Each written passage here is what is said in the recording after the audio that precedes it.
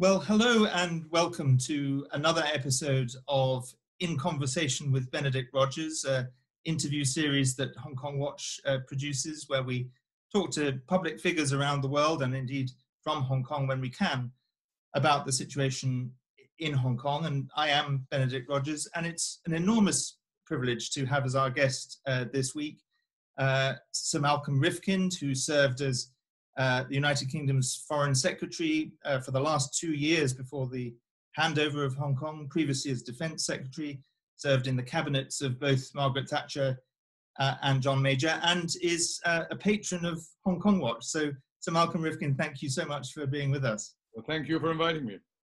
Thank you. Well, let me start by asking, we're at the end of a very tumultuous year for the entire world, but also particularly for Hong Kong, and indeed also for China's relations with the world, with the pandemic, the rise of so-called wolf warrior diplomacy, increasing indications of genocide of the Uyghurs, growing concerns about Huawei, a whole host of issues that have come to the surface this year. What are your reflections on what all of this means for the free world at this time? Well, I would start with the point that the growth of China, the emergence of China as a superpower should not take anyone by surprise. Indeed, I'd go beyond that. It should have happened 40 or 50 years ago. It would have happened 40 or 50 years ago, but for the lunacy of Mao Zedong's Cultural Revolution, great leaps forward, and the attempt to create something more convincing as a communist society, which clearly did not work. And this is not just my judgment. You only have to look at other Chinese territories that have not been subject to Beijing, Singapore, Hong Kong, Taiwan, who 50 years ago achieved the breakthrough of prosperity and economic growth that China is now enjoying. But even more significant, they did that without giving up freedom, without actually having to accept a totalitarian system, hugely relevant to the response, the proper response to the Chinese government's public position. Xi Jinping constantly either says or implies that China's remarkable transformation is a price that you benefit you obtain because of the way in which China governs itself, its strong centralized government and the restrictions it puts on public liberty. Now, he doesn't express it in quite those terms, but that's the inference. Well, you don't have to compare China with America or Europe. Compare it with its own Asian neighbors, and not just the three I've mentioned.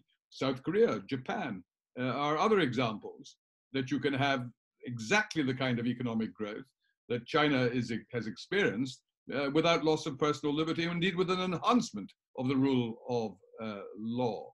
So I think that is a pretty important point, and something that will need to be expanded on, because very relevant to the kind of way in which we judge what is happening in China at this moment in time.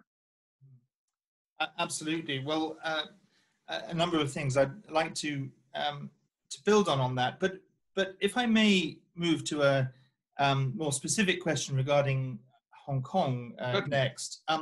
Looking back 25 years to the time when you were Foreign Secretary during the final 2 years before the handover of Hong Kong, did you, in your very worst nightmares, ever foresee that Hong Kong would end up in the situation that it is today, where it has lost the liberty that you were just describing? And with hindsight, was it a mistake to take the Chinese regime's word at the time? Well, let me answer both these points. First of all, in our very worst nightmares, we might have been where we are now 2 or 3 years after 1997. You know, once the transfer happened, China had the physical and military and other capability to snuff out Hong Kong freedom right away. We always thought that was extremely unlikely, because it's well worth reminding ourselves that the whole system of two systems in one country was not some British invention. It was Deng Xiaoping, the leader of China, who himself came up with this formula.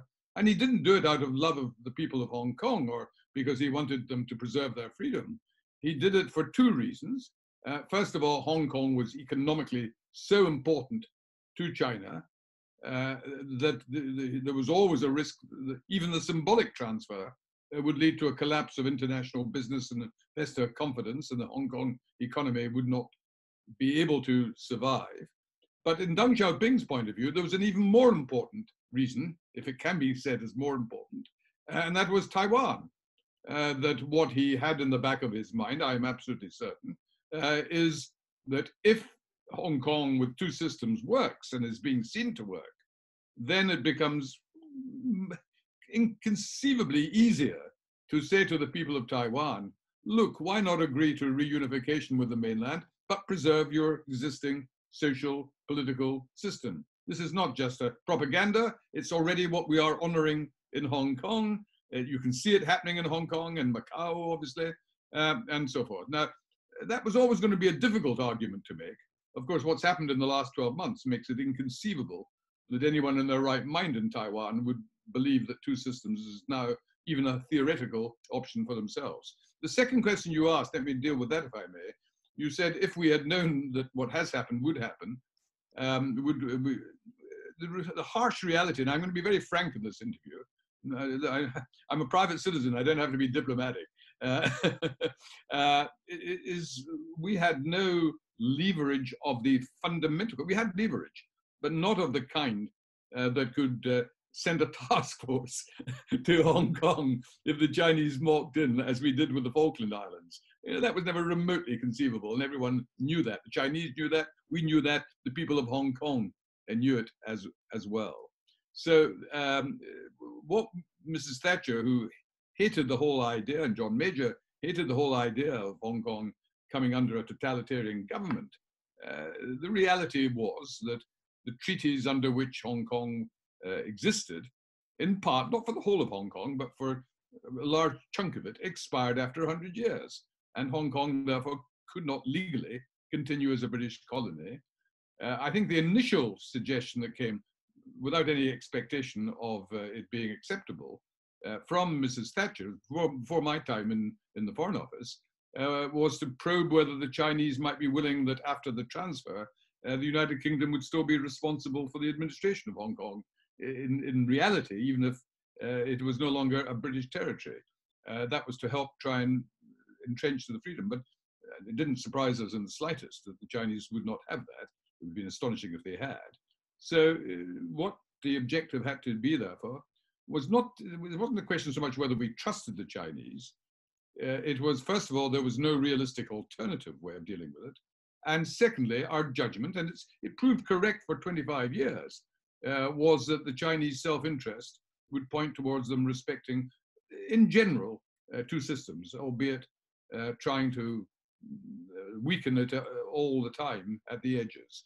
And it's worth saying that even today, ghastly though it is, I don't disagree in any way with your judgment of how terrible what the last 12 months have been. Even today, Hong Kong, as we speak, is very different to mainland China in terms of the day-to-day ability of the people of Hong Kong to be not subject to the kind of regime Chinese mainland citizens do experience. That may only be a temporary thing that one can say. I mean, the direction of travel is very, very disturbing. Absolutely. You've touched already on the question of what role Britain would have after the handover, and you'll be aware that the Chinese regime has described the Sino-British Joint Declaration as a historic document of no relevance today, and that the UK basically was relieved of any obligation to Hong Kong when the handover happened. What's your how do you react to that position? My immediate reaction is to say they're half right. It is a historic document. That's where I then part company, because it's not just a historic document. It is an international treaty. And it's not just, and a treaty means a legal document which both the signatories are legally required to observe. And it's not just an international treaty, it's one by common consent deposited at the United Nations to indicate its importance. It wasn't just some minor affair. It was the very important and historic development. And the Chinese know that perfectly well. I mean, I don't for a moment take seriously the protests that we have no ongoing responsibility because there is 23 years before the treaty is due to expire. And as one of the signatories, of course, we have a legal responsibility, quite apart from an ethical one, to do all we can to ensure that the terms of it are observed. Now, nothing that I have said in the inner recesses of Beijing would be disputed. They know that perfectly well. Otherwise, they wouldn't have honored the two systems arrangements for the last 23 years. They have taken a political, well, Xi Jinping has taken a political decision to renege on these responsibilities, and he bears on his shoulders the full responsibility for the consequences of that.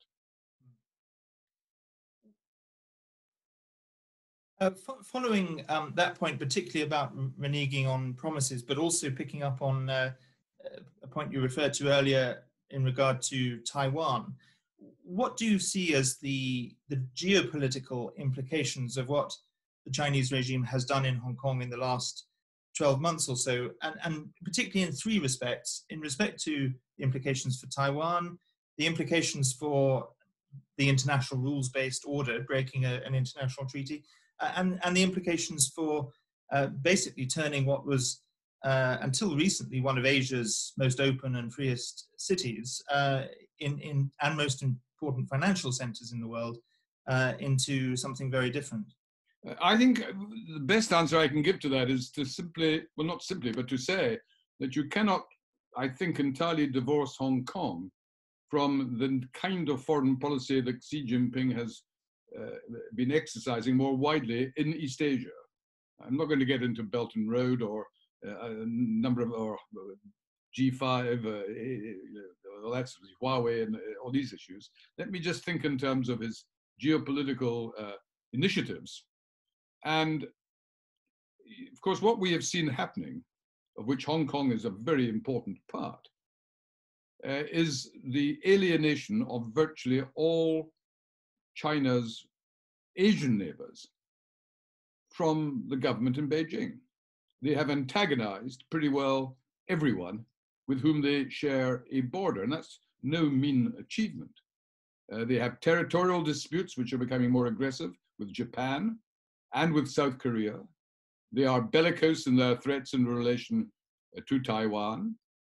They have broken agreements and broken an international arbitration in relation to the South China Sea, militarizing various atolls. And there's at least four or five countries who have equal claims to the South China Sea: Philippines, Indonesia, Brunei, Malaysia, Vietnam, and so forth.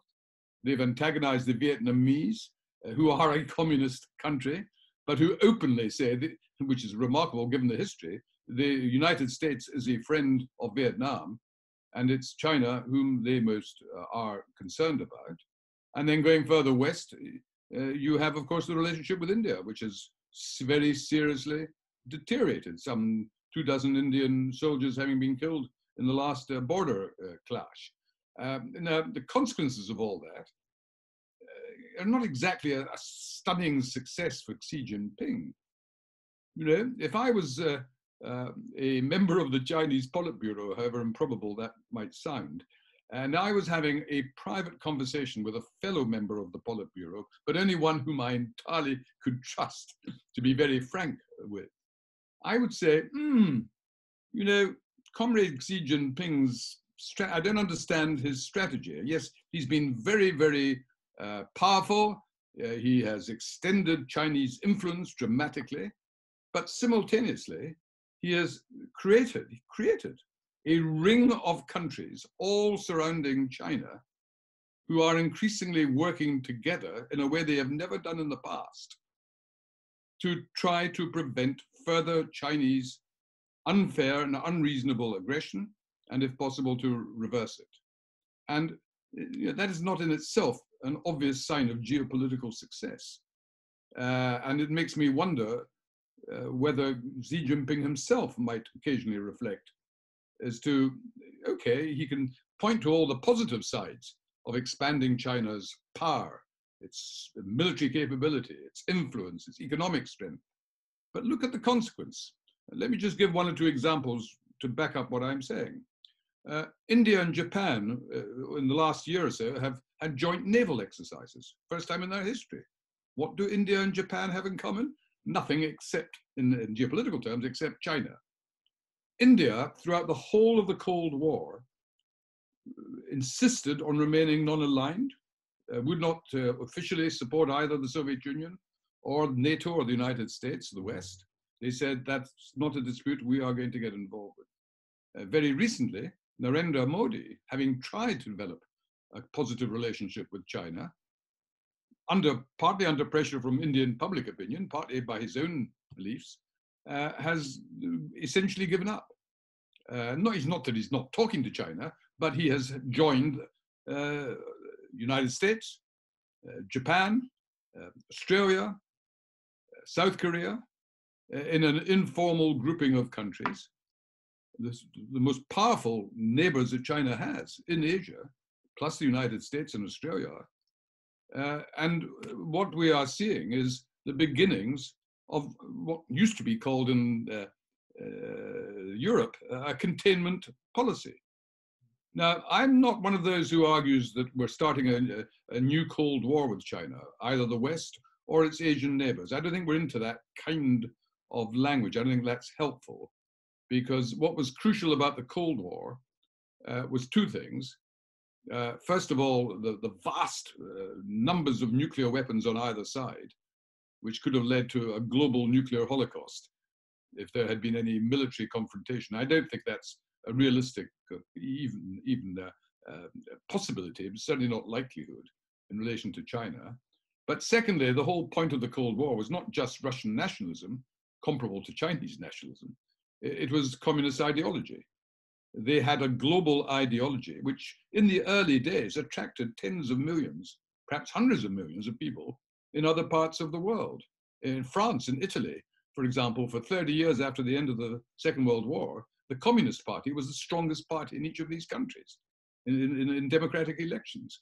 And in South America and Africa, in parts of Asia, it was a global ideology, even if it was sometimes used, the ideology, to further Russian nationalist objectives. Now, none of that exists in relation to China. China doesn't have an ideology.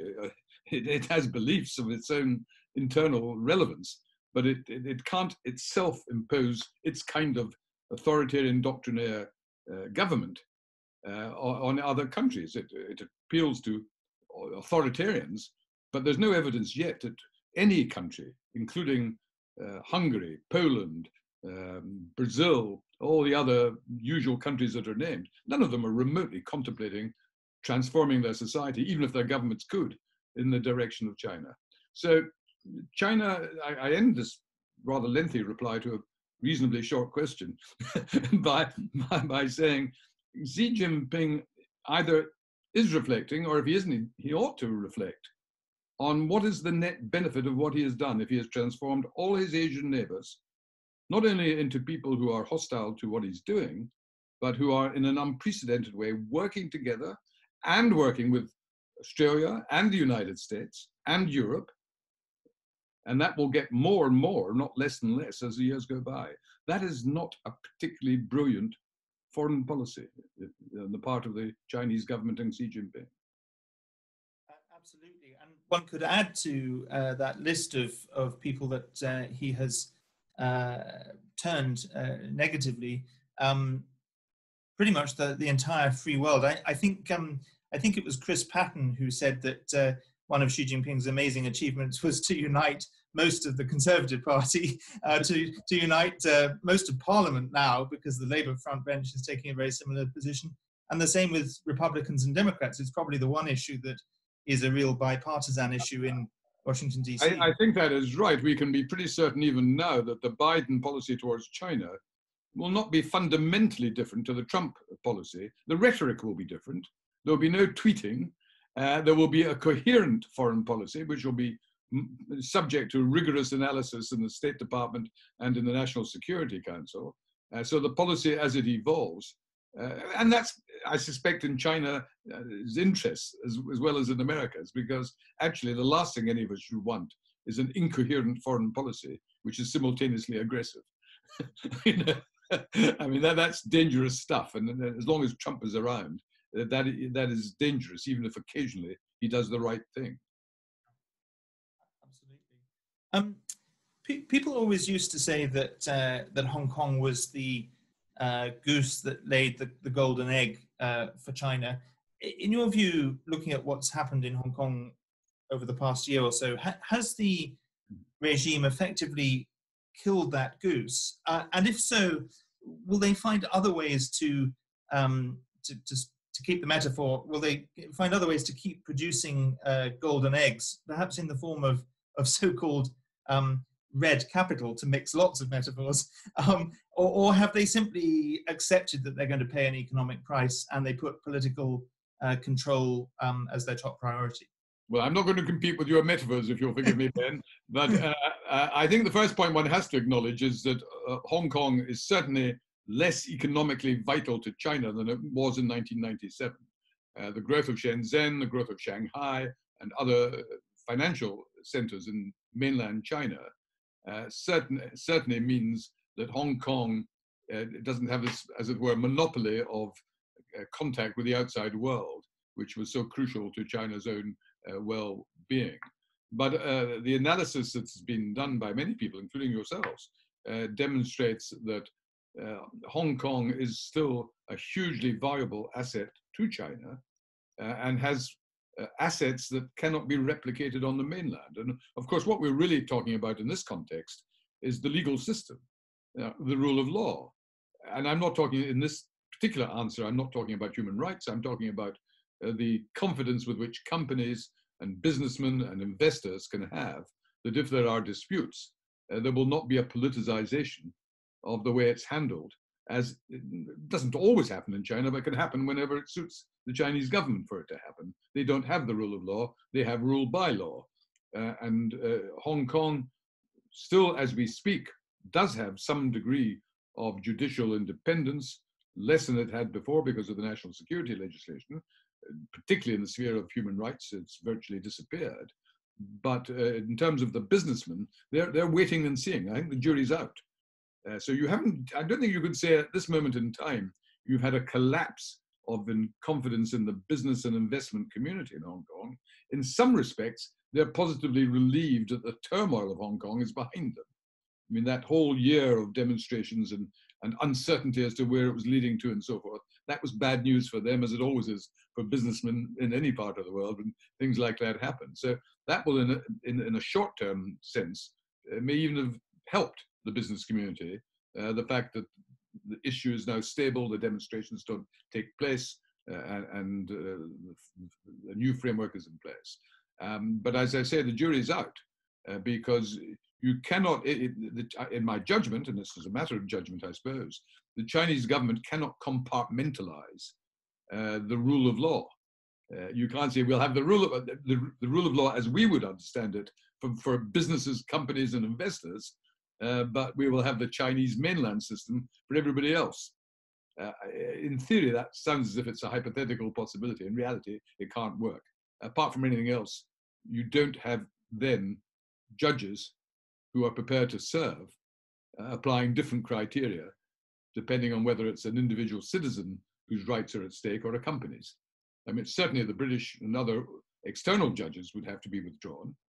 And the question is, could you realistically believe that you could have either two sets of judges who had no relationship with each other and applied different ethical standards, legal standards, levels of independence? It just would be ridiculous to even imagine that that could happen.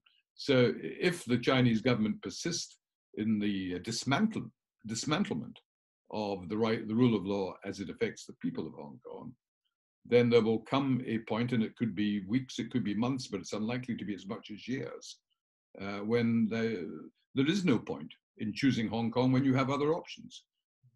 And Singapore will be a beneficiary, Taiwan will be a beneficiary. For those who need an Asian base, there will be places to find. For those who don't need an Asian base, then they don't need Hong Kong even as we speak. What do you make of the British government and indeed the international community's response to what's happened in Hong Kong this year, and what more can the international community do? Well, I think, again, I said I was going to be very frank in this interview, and I don't think we should exaggerate the extent to which international response is going to move Xi Jinping or his immediate colleagues. They've taken a judgment up till now that there is a very substantial net benefit to the kind of China they wish to develop and China's role in the world, and they're not terribly surprised by the controversy in the rest of the world, and they don't particularly care, particularly as they like to believe now their economic power and their power to impose sanctions against countries like Australia, for example, who criticize them, will be enough to see them through. So I think that is a fact. It's not something, it's not a prediction, it's a fact as to where they are at this moment in time. But for the reasons I mentioned earlier, I doubt if they can sustain that comfortably for an indefinite period. So far as the international response is concerned, again, we must realize that the real concern about Hong Kong is global, but it varies depending on which countries we're talking about. The United Kingdom, it's intense interest and a deep sense of responsibility, and that is reflected in the willingness to take large numbers of Hong Kongers who have British passports, if that becomes necessary. In the United States, it's a pretty deep concern, because clearly Congress will keep the White House's feet to the fire, as it were. But Biden, because of his own personal background, is likely to feel involved. I think it's true for most of Western Europe, but with lesser degrees. You know, they are not so familiar with Hong Kong. In fact, in some cases, they're hardly familiar at all with Hong Kong. And while there will be a lot of sympathy, I don't see most of the continental European countries being prepared to make significant sacrifices of other interests they have, and thereby antagonize Beijing. So I think it'll be more rhetorical, but I may be being unduly pessimistic. Beyond that, there are so many parts of the world that have deep problems that I'm afraid Hong Kong is on the list, but it's not necessarily at the top of the global list.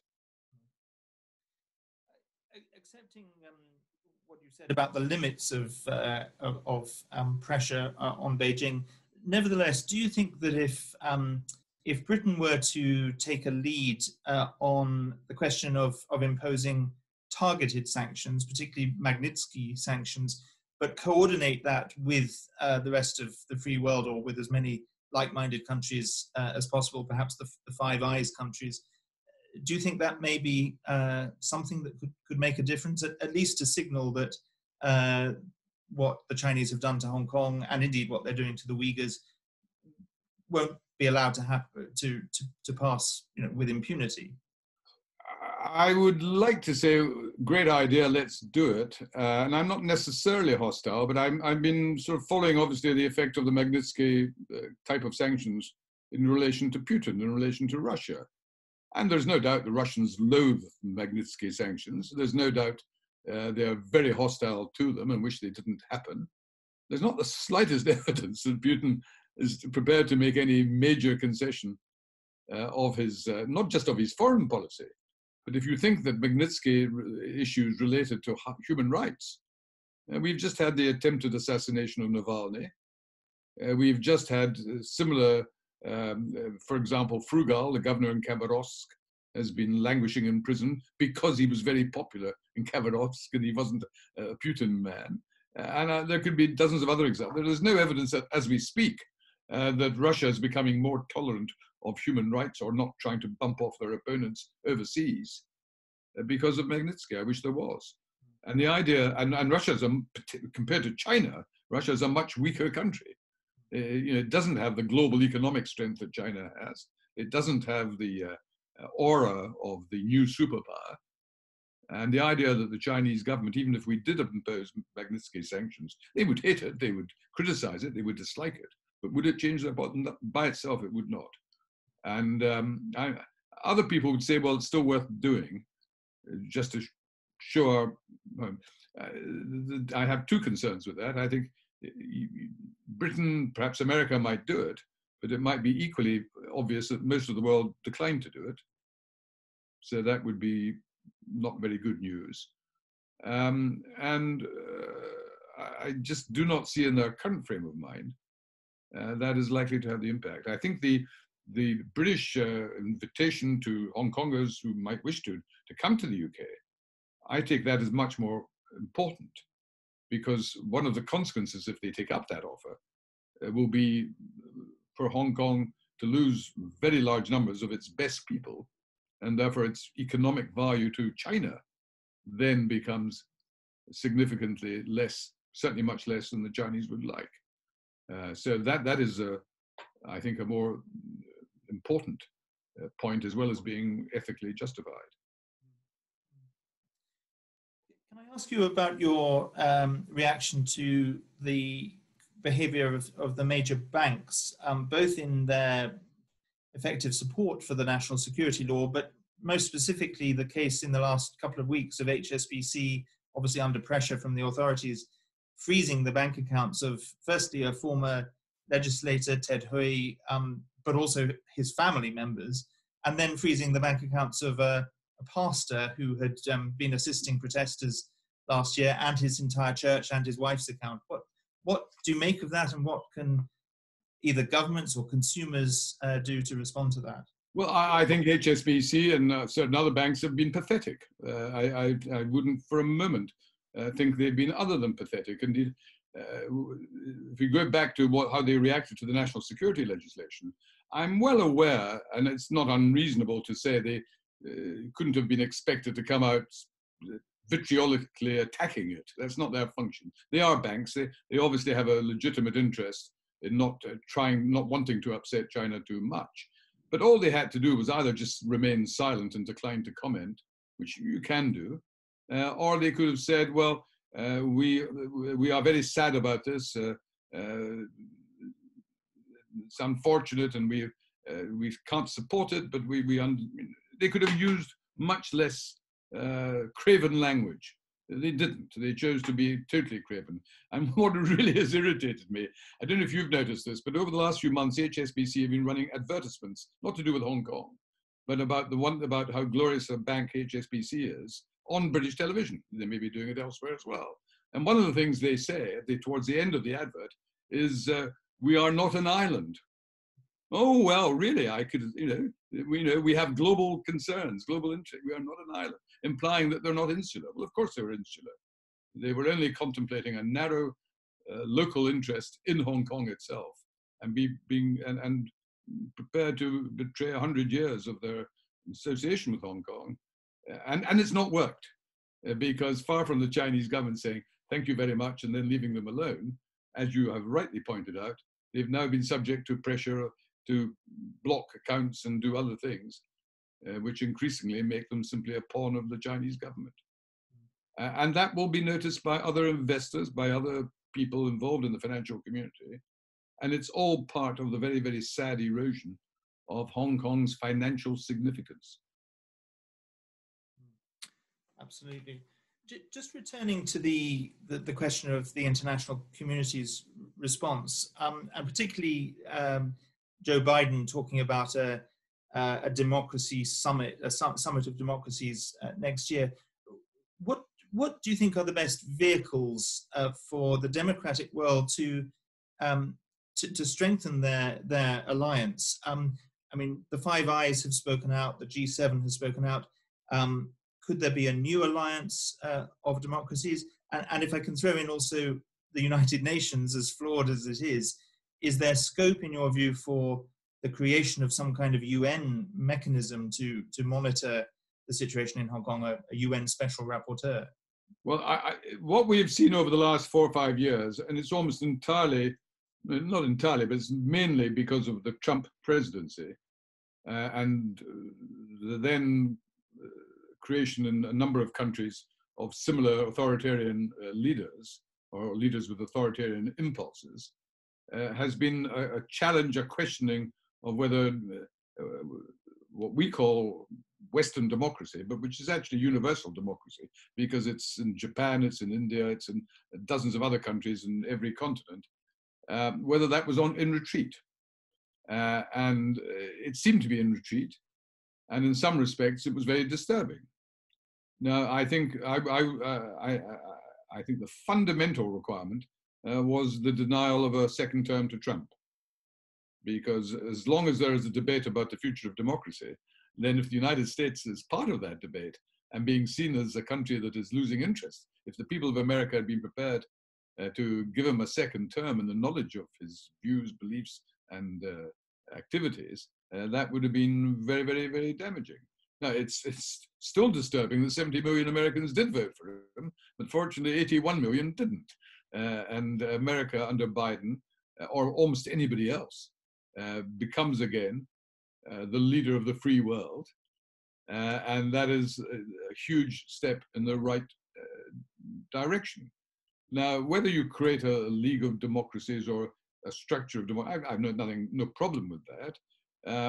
But the important thing, however you do it, is that the democratic countries should be seen to be taking the initiative, they should be showing that whatever the problems of the last 5 years, 10 years have been, not that they're going to disappear immediately, but that some of the reasons why large numbers of people in each country, including America, got disillusioned with government were not insoluble problems, but problems that had not been given enough priority in order to be solved. It's rather like in the United Kingdom, there's greater effort being made to try and deal with some of the economic and social problems of the north of England compared to the south than we've seen for a long time. Now, partly for political reasons, but partly because it's necessary anyway. So that is all good news and positive news. Just one final point on this. I think we should get this decline of democracy point in proper context. If you go back to 1989, with the collapse of the Berlin Wall and the end of the Soviet Union, that resulted in a dramatic growth of new democracies in Eastern and Central Europe, the whole of Eastern and Central Europe, apart from Russia itself. But also, you've had in that same timescale an incredible transformation in Latin America, which used to be all run by generals and caudillos, juntas, with the exception of Cuba and sadly Venezuela. Virtually the whole of South America, with varying degrees of skill or ability, are elected leaders who can be thrown out by the electorate if and when they fail. Same is true of most of Asia, and increasingly in Africa as well. And so what you've seen in the last 5 years is some of those countries reverting to old authoritarian systems, but relatively few of the total. And if I can say, what I think you're seeing is not historically without parallel. I think if you look at the history of the world in the last 600-700 years, let's not go back to ancient times, what tends to happen is you have a huge historic change, and then you have a reaction against it.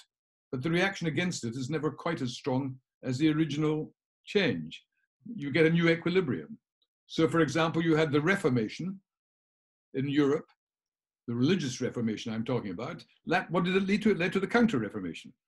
But the Counter-Reformation, although it was quite successful in many respects, could never eliminate the growth of Protestantism. And there was a new equilibrium created in Europe. It took some time, but the new equilibrium was created. Think again the 20th century. If you go back to after the First World War, you could have been incredibly pessimistic about the future of democracy in Europe, never mind anywhere else. Hitler in Germany, Mussolini in Italy, Franco in Spain, Salazar in Portugal, semi-dictatorships in the Balkans, and so forth, and Russia under Stalin just across the border. So, if you'd been projecting the prospects for democracy, you would have been entitled to be hugely pessimistic. But what happened? We saw after 1945, most of Europe, apart from the East, becoming pretty healthy democracies. And then that process. So what I'm saying is what I think are seeing at the moment, not just in Asia, but globally I'm talking about, is that having had a huge stride towards democracy and the rule of law after 1989, after the end of the Cold War, there has been a bit of counter-revolution, as it were, with some successes. And either these successes will be seen to be temporary, but even if they aren't, there will be a new equilibrium which will still leave the world more democratic, with more countries enjoying the rule of law than ever in the history of the world by a long, long way. Well, that's a very positive note to draw towards a conclusion. I just have two final questions. My penultimate question, building on some of the things you've said in the course of this conversation, emphasizing the limits of what the international community can do. Would you agree with the proposition that if Hong Kong is ever to recover its freedoms, it's going basically to require China itself to be free? And if that is the case, how do you see the prospects for liberalization in China in the medium to long term, presumably contingent on a change in the current leadership? Well, yes, now we're getting into the realm of either prophecy or wishful thinking, because, that doesn't mean it's wrong, but it just means we don't know. The honest answer is we don't know. Because, if I can use a historic example in relation to Hong Kong, we were discussing earlier what happened in 1997 and the transfer. It wasn't that we were, or even come more recently, David Cameron and George Osborne, trying to create a very close British-Chinese relationship. And one can say they were naive in believing that China was bound to go liberal and democratic as it became more prosperous. But what we can't criticize them for is not having realized, because nor did anybody else, that under Xi Jinping, it would actually go backwards. It wouldn't just not liberalize, it would become substantially more authoritarian, which, together with the benefits of new technology, enables them to be more totalitarian than they've ever been before, even under Mao Zedong, because the technology didn't exist at the time. Now the technology exists, whether it's the sort of total scrutiny and surveillance of the Chinese people and the way in which the system operates now has never existed in the world before, because the technology wasn't available to do it. So that doesn't make you wildly optimistic. However, I am incurably optimistic. I don't know the timescale, but we hear Xi Jinping constantly claiming, and it's true, that such has been the growth of the Chinese economy, that they now have, 300-400 million middle-class people, that he claims, a bit prematurely, that poverty is being eliminated, but also they certainly have a very high degree of literacy and education. And the question that China, the very fact that China is such an ancient civilization and is such an impressive country and culture, one has to ask, are 300-400 million highly educated Chinese, many of whom are now traveling the world and able to travel the world, are they really going to be put up with the fact that from the moment they go back into their own country, they have no access to the internet other than what the government allows them, that they have no political influence unless they join the Communist Party and rise in the Communist Party, and that they can summarily lose their liberty without any recourse to the courts, or when the rest of Asia, not just the Europeans and the Americans, but most of Asia is not constrained in that way. I find it difficult, and indeed, Taiwan is this is what the communists hate about Taiwan. It's a living demonstration how a dictatorship can become a democracy with the rule of law and economically flourish. So I don't know what the time scale might be. It might be 5 years, it might be 10 years. Sadly, it might be 50 years. But at some stage, the Communist Party either has to adapt and liberalize and transform, or you get into a revolutionary situation, because they will not be the total control of the freedoms of the people of China. I know Confucius was pretty authoritarian and all that sort of thing, but even Confucius never dreamt of the degree of control that the Chinese government not only can, but do exercise over 1.3 billion people. So I don't see how that can be sustained unless they were able to prove that you cannot have economic prosperity and literacy and all these other things without dictatorship. And the evidence from Asia as well as the rest of the world is that that is just nonsense. Well, that's a very hopeful note at the end of a year that has had rather few hopeful notes. A final question. This is our final interview in this series in 2020. It's Christmas next week, and the end of what we've been discussing as a devastating year for Hong Kong. What message would you like to leave to Hong Kongers around the world? Some of them may be watching this from Hong Kong, although we know that to do so carries risks, but people around the world.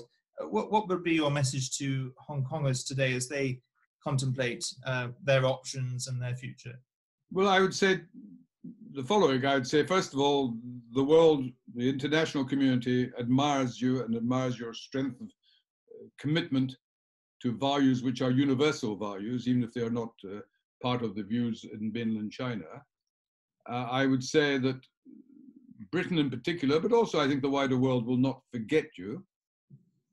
But we will constantly look for practical ways in which we can either influence the Chinese government not to go in a hostile direction, or if that, to the degree that that is not successful, to ensure that as many of you as possible will not have to see their future as living in a totalitarian dictatorship. And for some, that will mean leaving Hong Kong, coming to Britain, or going to other countries in Asia or America or elsewhere. But that is for the future to decide. But certainly in Britain, they should be encouraged by the fact that when the government announced that there would be a right to, which would move towards a right of residence in the UK, far from that being a source of hostile criticism in the United Kingdom, the people of Britain appear to be pretty well universally united that that was the right thing to say, the right thing to promise, and if it's the right thing to promise, it will be the right thing to implement if it becomes necessary. Well, Sir Malcolm Rifkind, thank you very much indeed for your time today, but also for your all your support as a patron of Hong Kong Watch, your support for the people of Hong Kong, and your message today. And it just remains for me to wish you, but also everybody who is watching this, if possible, in the circumstances, a happy Christmas, certainly a peaceful Christmas, and a better new year in 2021 than the one we've had in 2020. Thank you very much for joining us. Thank you very much.